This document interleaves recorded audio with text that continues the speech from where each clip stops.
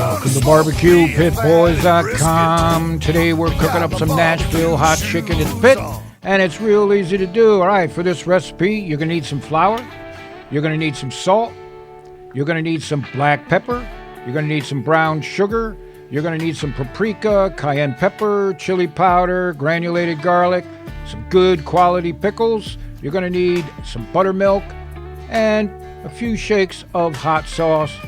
And for the chicken, we're using skinless, boneless chicken breast.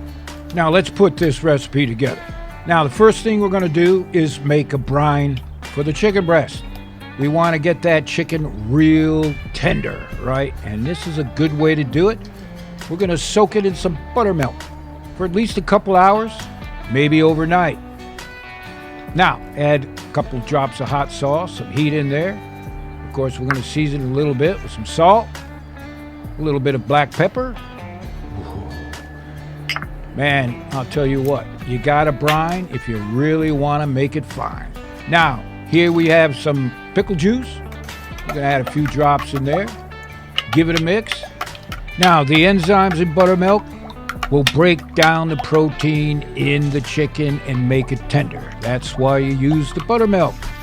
Perfect. Now, like I said, you want to take your chicken breasts and marinate these overnight, or at least 2, 3, 4 hours, whatever. It will make them tender. So, all right, here are the chicken breasts. Typical, you'll find anywhere, a great piece of meat, but it's basically tasteless, right? I mean, there's no fat in it, so it needs a lot of help. So what we're going to do here, right, is slice these breasts in half. So instead of one big chicken breast, we got two. Do the math, right?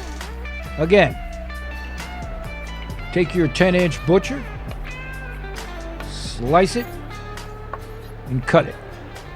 Perfect. Step one to making them tender. Now, you want to pound them out.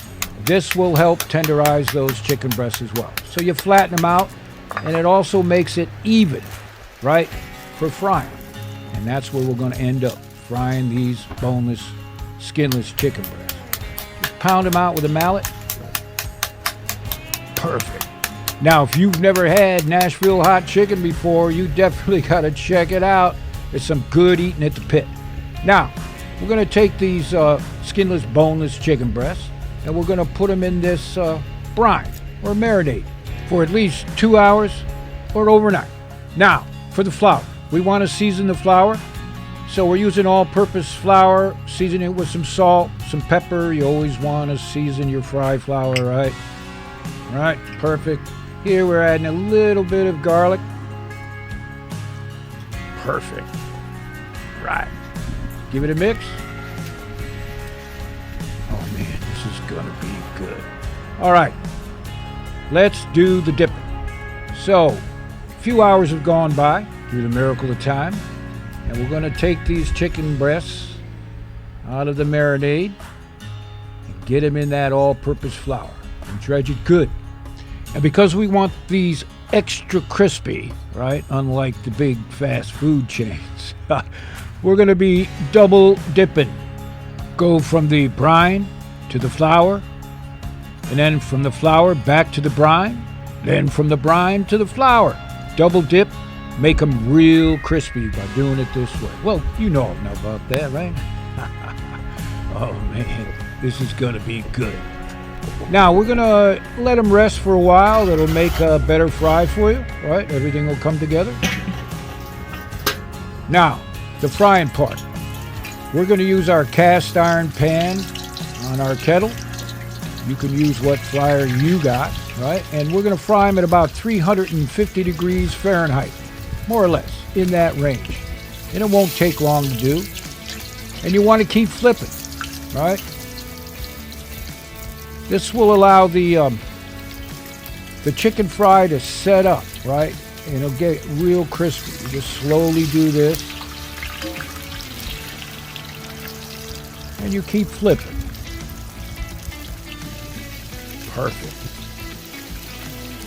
Now we want an internal temperature of 160 degrees Fahrenheit for this boneless chicken breast. That's just about perfect. Man. Oh, we're going to be eating good tonight, Martha.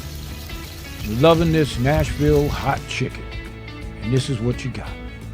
Lord have mercy. Can you smell that? It smells good.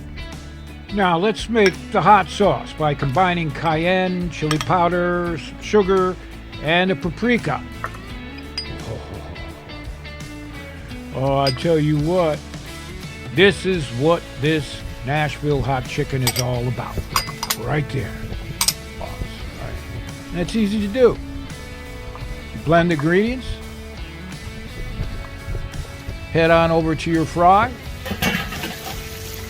And just ladle off a little bit of that oil into these ingredients. And you got yourself a Nashville hot sauce. You got to check this out, I'm telling you. You'll end up drinking this. Trust me. All right. So you can see how crispy these chickens are. Oh, man. Crunch, crunch. Just a few more minutes. All right. I say it's time to eat. So we're going to spread on some of our Nashville hot sauce. So get your Bob Ross paintbrush and start painting. Right? Slow, deliberate. It's a thing of beauty. I think you know where I'm going with this one. I mean, it's absolutely gorgeous, right? What fast food is going to do that for you, huh? Just paint it on both sides. An awesome combination of flavors. Oh, get yourself a good bun. Toast it up a bit. Put on that Nashville hot chicken. Take the best pickles you can find, right? Put them on top. Of course, you can set these up the way you want, right? This is the way you do it. Lord have mercy. Oh. Yeah, it just don't get any better than this.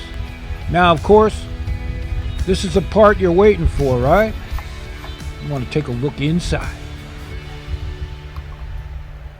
Eat your heart out, chicken licking filet.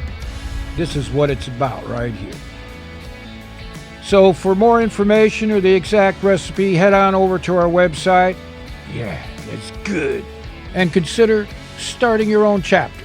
So the next time you're looking for a recipe for your pit, check out BBQPitBoys.com.